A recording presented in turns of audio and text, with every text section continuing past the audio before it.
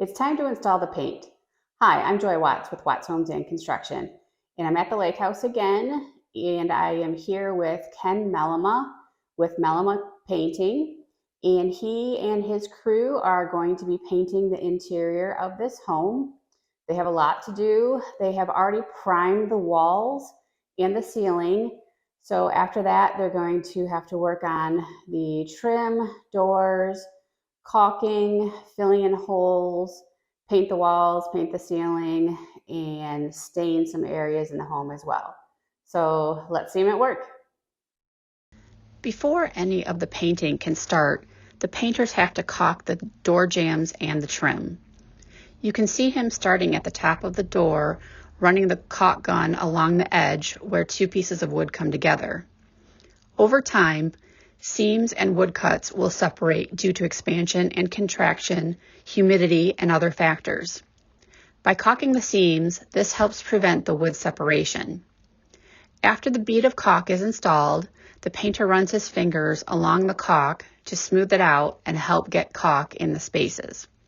He will repeat this process on every door, base, and casing in the home, in addition to the ceiling beams. This is the spackling the painters will use to fill all nail holes in the trim. Here you can see the spackling installed on the windowsill.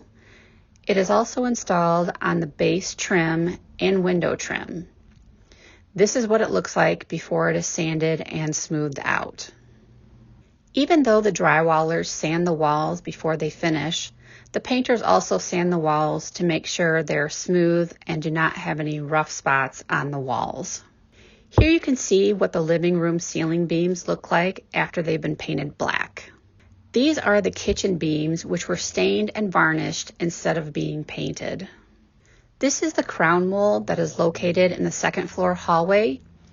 It was painted black to add an accent to the space and to match all of the windows, which are also black. Before the trim is painted, the windows are masked off so spray does not get all over the glass. Here you can see Ken is masked up to prevent paint inhalation as he is spraying the trim in the Four Seasons room. He starts by spraying the side window jamb, giving it several coats to make sure it is completely covered.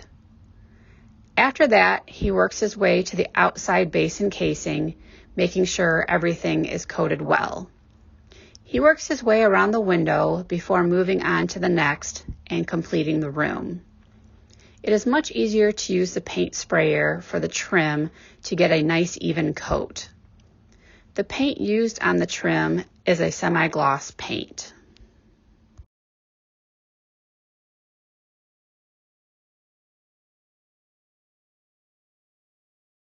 This is the main floor rear entry space.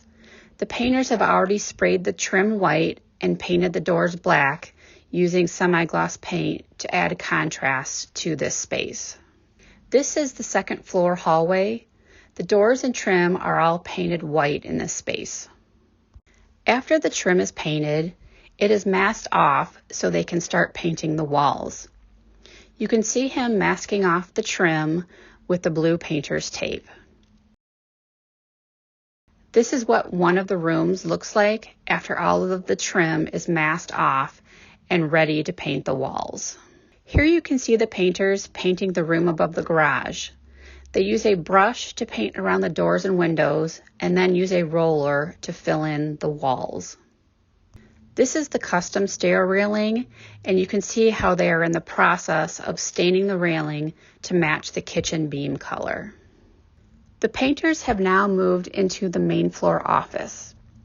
In this room, the beams will remain white while the ceiling and the walls will be painted.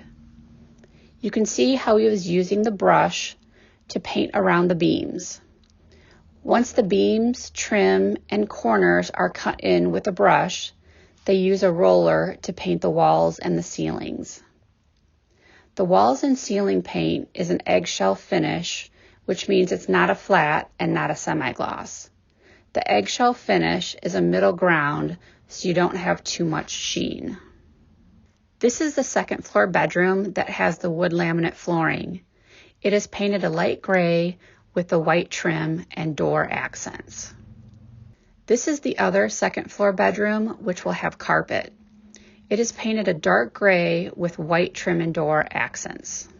I have now moved on to the primary bedroom. The beams, ceiling, and trim will remain white and have black doors as accents. Most of the walls are painted a medium gray. However, the large wall where the headboard will be located is painted a dark gray to provide contrast in the space. Now you can see what the main floor office looks like after it has been completely painted. You can see the trim and beams are white, the door is black, and the walls and ceiling are that greenish blue color.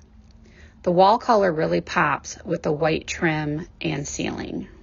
The house is now painted. Thanks for watching. Make sure to check out our website and subscribe to our YouTube channel. See you next time.